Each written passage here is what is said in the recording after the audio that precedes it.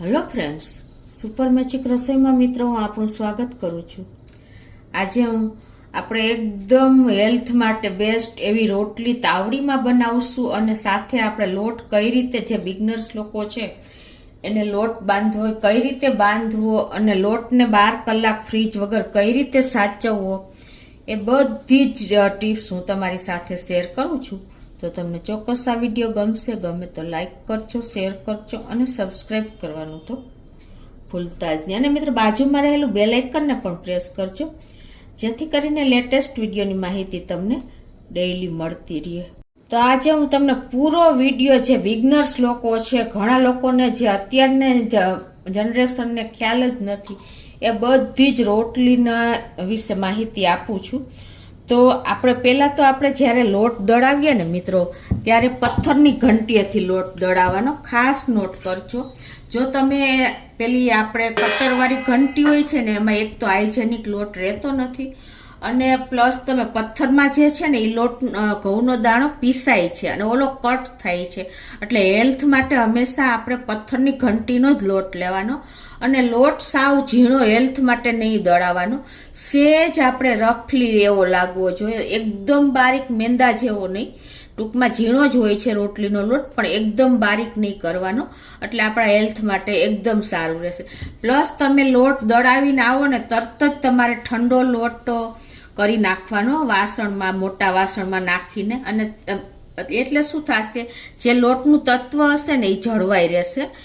બીજું કે તમે જ્યારે લોટ આવે ને ત્યારે ઠંડો કરીને ચાળીને પછી તમારે આ રીતે ડબ્બામાં પ્રેસ કરીને ભરવાનો, એટલે ક્યારેય તમારો લોટ બગડશે નહીં અને ક્યારેય પણ તમારો લોટ ખરાબ નહીં થાય અને કાંઈ પણ અંદર જીવજંતુ નહીં રહે. અને પછી તમે જ્યારે ડબ્બો ભર્યા પછી તમારે અટામણ માટે આવી રીતે એક અલગ જ ડબ્બો રાખવાનો. એટલે શું થશે કે તમારે ઘડીએ વારીએ પેલા ડબ્બામાંથી લોટ કાઢવો નહીં પડે, અને ખરાબ થશે તો પણ આટલો જ થશે. એટલે આવી નાની નાની બાબત ખાસ બિગનર્સ લોકોએ ધ્યાનમાં રાખવાની છે. હવે આપણે લોટ બાંધવાનું ચાલુ કરીએ. તો કઈ રીતે લોટ બાંધવો ને એ પણ તમને બતાવી દઉં. મેમ્બર દીઠ આપણે હંમેશા અડધો કપ લોટ જોઈએ છે, એટલે કે 3 થી 4 રોટલી ખાતા હોય ને તો આપણે એ પ્રમાણે લોટ લઈએ છીએ. અત્યારે હું 3 વ્યક્તિ માટેનો લોટ બતાવું છું. તો આ રીતે લોટ લીધા પછી મિત્રો, આપણે અત્યારની જનરેશન લોટમાં મોણ નાખે છે, એટલે કે તેલનું મોણ 1 થી 2 ચમચી નાખે છે, પણ એ પણ આયુર્વેદની દ્રષ્ટિએ હેલ્થ માટે હાઇજેનિક નથી. ખાસ તમે આ નોટ કરજો. આપણા વડવા હોય ક્યારેય લોટમાં તેલનું મોણ નહોતું આપ્યું, એટલે એ હંમેશા જે પારંપરિક આયલું આવે છે ને એ આપણા હેલ્થ માટે બેસ્ટ છે. તો અત્યારે હું લોટ આપણે તેલનું મોણ નાખ્યા વગર બાંધું છું. અને આ રીતે આપણે પહેલાં આંગળીએથી જ લોટ બાંધવાનો છે, એટલે આ રીતે થોડું થોડું પાણી આપણે એડ કરતા જઈશું અને લોટને તૈયાર કરશું. અને બિગનર્સ લોકો જે છે ને એને આ રીતે તમે થોડુંક પાણી નાખીને અને આ રીતે આપણે થોડોક લોટ આપણે આ રીતે બાંધી લેવાનો, પાછું થોડુંક પોષણ લઈને અને પાછું થોડુંક પાણી નાખતું જવાનું. અને આ રીતે પોષણ વાઇઝ જે બિગનર્સ છે ને એ લોકો બાંધશે ને તો એને ખ્યાલ આવશે કે કેટલું પાણી પડે છે, કેવો લોટ તૈયાર થાય છે. આવી રીતે તમારે અલગ અલગ પોષણમાં પાણી નાખીને અને લોટની કન્સિસ્ટન્સી તૈયાર કરતી જવાની છે. જો હું તમને જે આ એકદમ નવી બહેનો જે અત્યારે શીખે છે ને છોકરીઓ, એના માટે હું આ બધું જ બતાવું છું ટિપ્સ, કે કઈ રીતે આપણે લોટ દળાવવો, કઈ રીતે લોટ આપણે ચાળવો, કઈ રીતે ઠંડો કરવો, એને કઈ રીતે એન્ડ સુધી એવો ને ઓરી એ માટેની જાળવણી રાખવાની. આ રીતે તમે જો લોટ બાંધશો ને થોડા થોડા પોષણમાં પાણી નાખીને થોડું થોડું, એટલે તમને તરત જ ખ્યાલ આવશે કે આપણે કેવી રીતે લોટ બાંધવો. એકી સાથે નાખી દેશો તો લોટ ઢીલો થઈ જશે. તો આ રીતે મેં જો થોડા થોડા ડિસ્ટન્સે થોડો થોડો લોટ લઈને અને પાણી નાખતી ગઈ, અને પછી તમારે બધો લોટ ભેગો કરી દેવાનો. સાવ ઈઝી મેથડ છે બિગનર્સ લોકો માટે, છોકરીઓ માટે, બહેનો માટે. તો આ રીતે તમે લોટ બાંધવાનું ચાલુ કરશો ને ફર્સ્ટ ટાઈમ, તો તમને પણ ખ્યાલ આવશે કે કેવો આપણે લોટ બાંધીએ છીએ. પછી જરૂર લાગે તો થોડુંક પાણી પાછું તમારે લેવાનું. બાકી તમને ખ્યાલ જ આવી ગયો હશે કે હવે કેટલું પાણી જોશે.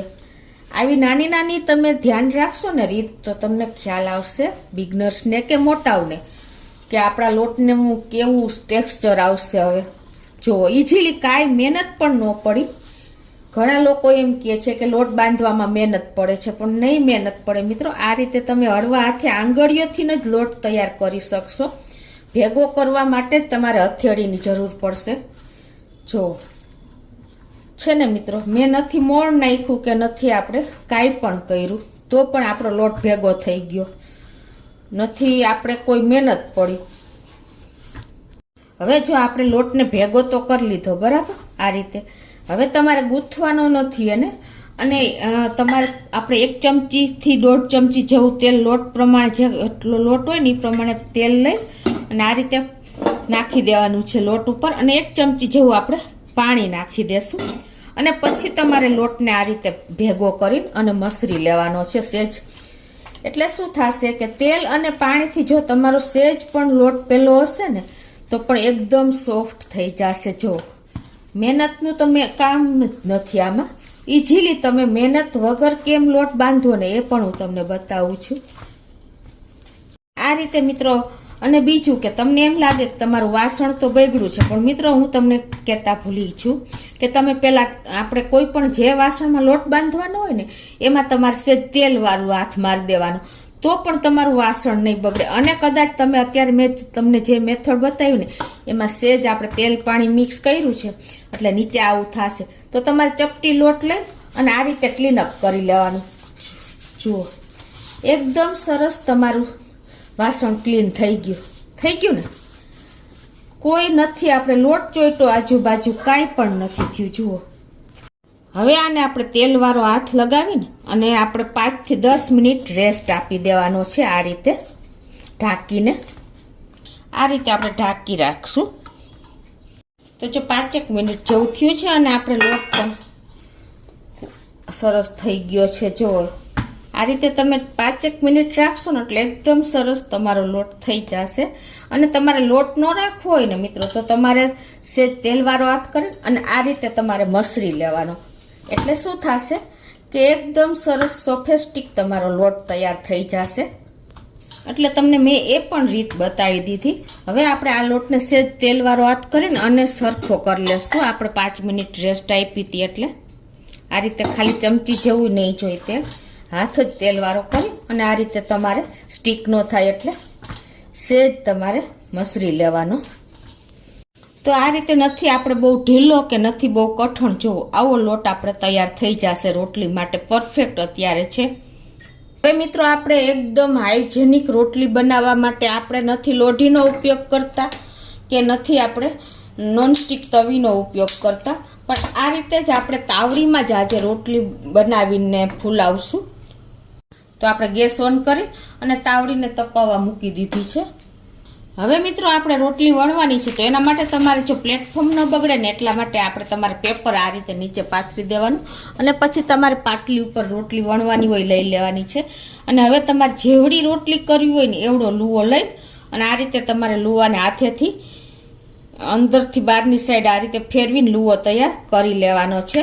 અને પહેલાં જ તમારે લુવા તૈયાર એક સરખા કરવા હોય ને તો પણ તમે આ રીતે તમારી હાથેથી આ રીતે મસરી અને લોટની કન્સિસ્ટન્સી તમને બતાવી દઉં. જુઓ આમ સ્ટ્રેચેબલ કરશો ને તો પણ તમારો લોટ તૂટશે નહીં, એટલો સરસ તમારો લોટ તૈયાર થઈ જશે છે ને મિત્રો. જુઓ તમારે આમાંથી લુવો લઈ અને તમારે જે સાઈઝની રોટલી કરવી એ પ્રમાણે તમે અગાઉ પણ લુવા તૈયાર કરી શકો છો. આ રીતે લુવા કરીને પછી તમારે બધાય લુવાને રાઉન્ડ નથી કરી લેવાના, પણ જ્યારે રોટલી બનાવવી હોય ને ત્યારે જ આ રીતે રાઉન્ડ કરી અને પછી તમારે આવી રીતે તૈયાર કરવાના છે. અને પછી તમારે આ રીતે આપણે લોટનો ડબ્બો જ અટામણનો અલગ રાખ્યો છે એમાં ડીપ કરી અને આ રીતે તમારે ને પાટલી ઉપર વણી લેવાની છે. આ રીતે તમે અંદરથી બહારની સાઈડ તમારું વેલણ જશે ને એ રીતે તમારે અટામણમાં બોરતી જવાની ફાવે એ રીતે, અને આ રીતે તમારે રોટલીને વણતી જવાની છે.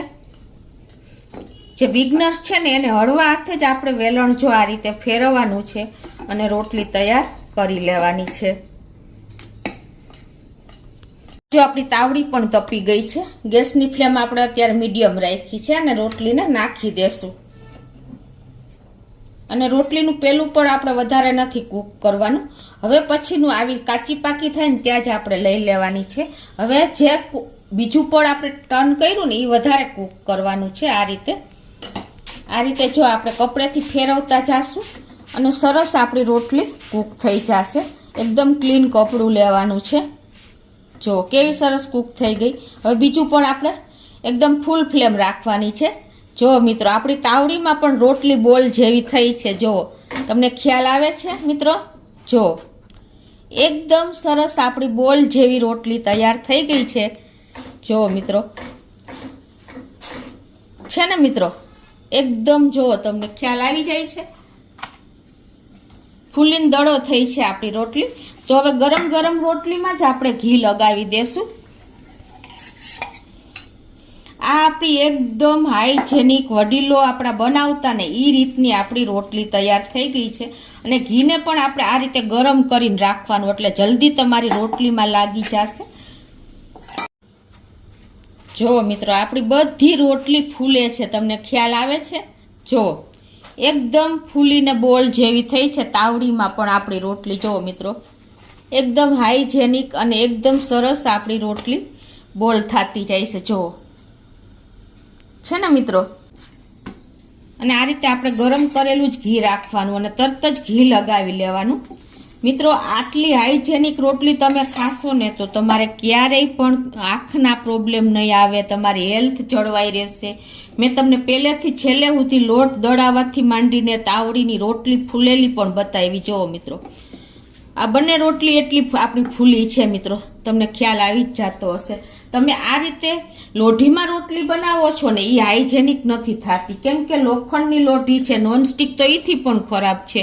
એટલે હંમેશા આપણે માટીના તાવડીમાં જ રોટલી બનાવવાની ખાસ નોટ કરજો. હવે મિત્રો જો તમારે કદાચ લોટ વધ્યો હોય તો તમારે એને એકદમ સાચવવો હોય ફ્રીજ વગર અને એ પણ કાળો ન પડે, તો એના માટે હું તમને એક રીત બતાવું છું કે આપણે આ લોટ છે ને એને સરસ એકદમ પ્લેન કરી લેવાનો છે આ રીતે આપણે હાથેથી વાસણમાં જ. અને પછી તમારે જે વાસણમાં લોટ ભરવો હોય ને એમાં તમારે આ રીતે સેજ ઘી લગાવી દેવાનું. અને પછી તમારો જે આ લોટ મૂકવાનો છે ને એને પણ તમારે આ રીતે ઘીવાળો જ હાથ કરવાનો, તેલવાળો નથી કરવાનો. જો તમે ઘીવાળો કરશો ને તો તમારો લોટ કાળો પણ નહીં પડે અને આવો ને આવો રહેશે. જુઓ મિત્રો તમે એકવાર ટ્રાય કરી જોજો કે આ ઘીવાળો હાથ લગાવેલો લોટ ક્યારેય ઉપરની જે પરત કાળી આવે છે ને એ કાળી નહીં પડે. હવે આ રીતે આપણે લોટને ઘીવાળો હાથ લગાવીને તમે આ રીતે રાખી શકો છો 2 થી 3 કલાક. પણ જો તમારે 5 થી 7 કલાક રાખવું હોય ને તો તમારે રોટલીનું કેસરોલ લઈ લેવાનું, બરાબર? ફ્રીજ વગર કેવી રાખવો ને એ તમને બતાવું છું. પછી તમારે નીચે આ રીતે કપડું ભીનું કરી અને મૂકી દેવાનું. પછી તમારે ઉપર આ વાટકો મૂકી દેવાનો લોટવાળો અને પાછું તમારે આ રીતે પાછું ભીનું કપડું ઉપર રાખી દેવાનું. અને પછી તમારે આપણે રોટલીનો કેસરોલને બંધ કરી દેવાનું આ રીતે.